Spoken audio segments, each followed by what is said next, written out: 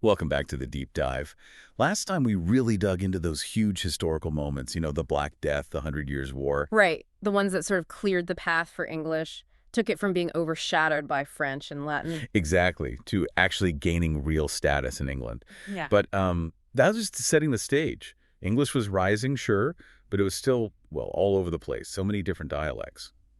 Today, we want to figure out who or what took this emerging language right after the Black Death and really started to shape it, to push it towards being more unified. Yeah, and that post-Black Death period is just so critical. The sources really underline this. I mean, the plague hits England in 1348. Devastating. Unimaginably so. And for the language situation, it hits the urban centers, the Mm-hmm. institutions, think churches, monasteries, universities, disproportionately hard. So the places where French and Latin were most concentrated? Precisely. The clergy, the scholars, the administrators, suddenly large numbers of these people are gone. Creating a vacuum. A linguistic vacuum, absolutely. You've got a shortage of people fluent in the traditional languages of power and learning. So what happened? You have to rely more on English. You got it. The language of the majority, the language of the workforce, who were suddenly much more valuable, by the way, and this growing middle class of merchants, artisans, they're speaking English. So the old language hierarchy gets a massive shakeup. A profound shakeup. It just opens the door much wider for English to step into roles it hadn't really held before. Okay, let's unpack that. Yeah. So English is gaining ground out of sheer necessity. But it needs, I don't know, refinement, standardization. Who are the key players here? Maybe start with literature. Well, that immediately points to Geoffrey Chaucer, born, around 1343. Right. And the picture we get is someone really connected, a courtier, a diplomat, he worked in customs. Traveled a lot too, right? Yeah. Saw what was happening in France, Italy. Exactly. Exposed to Dante, Boccaccio. He knew the major literary trends. He was perfectly placed to write in French or Latin. Those were the serious languages for literature, for the court. But he didn't. That's the key thing, isn't it? He chose English. He made a conscious, deliberate choice.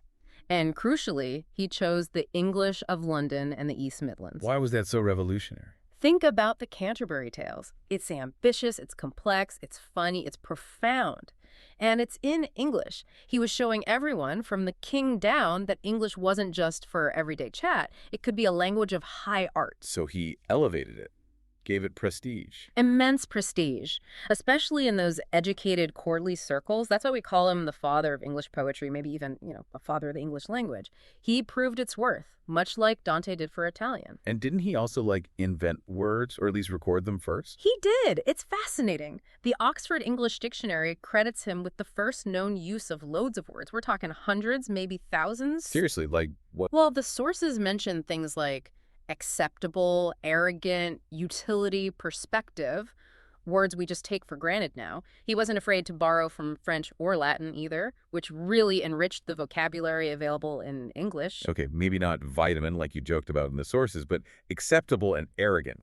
Those are pretty fundamental. Right. So Chaucer gives English literary status, expands its word hoard, a massive influence. Okay, that's the power of literature. But what about the nuts and bolts?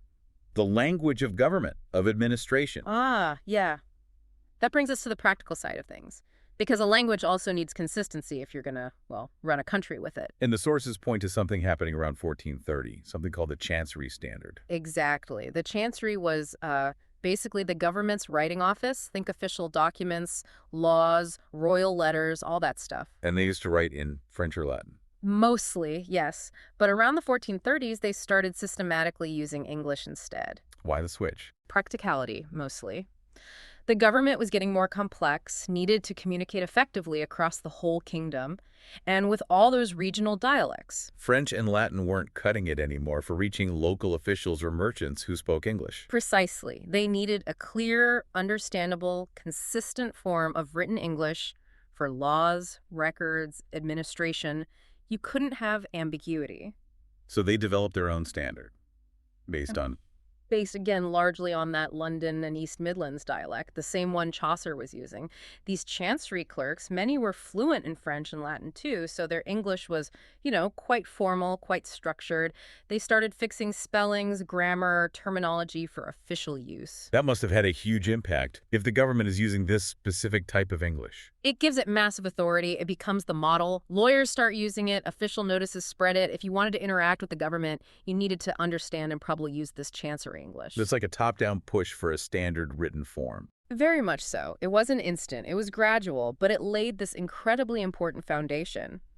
And it leads eventually to Parliament itself switching officially to English later in 1489. Okay, so we've got Chaucer giving English literary weight, the Chancery giving it administrative muscle. Yeah. What's the third big force? The technological one. The game changer. The printing press. Invented by Gutenberg in Germany, mid-15th century. And brought to England by William Caxton. That's the man. A successful merchant, actually, who'd spent time on the continent, saw this new technology, learned the trade. And set up the first press in England, right near Westminster Abbey, 1476. He did, and his influence, the sources say it rivaled Shakespeare's, which is a huge claim, but you can see why. He wasn't just a printer, he was a publisher, an editor, even a translator. How many books are we talking? He printed about 108 different works, Yeah. and he translated 26 of them himself, often from French. And what kind of things did he print? All sorts, but significantly, he printed Chaucer, the Canterbury Tales. He printed Malory's Le Morte d'Arthur, Aesop's Fables, hugely important English works. He basically decided what got read. So how did printing itself push standardization? Well, first, mass production.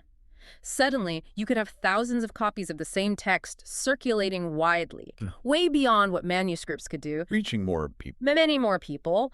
But second, and maybe more importantly for standardization, Caxton was a businessman. He wanted to sell books. To the widest possible audience. Exactly. And that meant using a form of English that people in different parts of the country could understand. Dealing with wildly different spellings from scribes was just inefficient. So commercial pressure.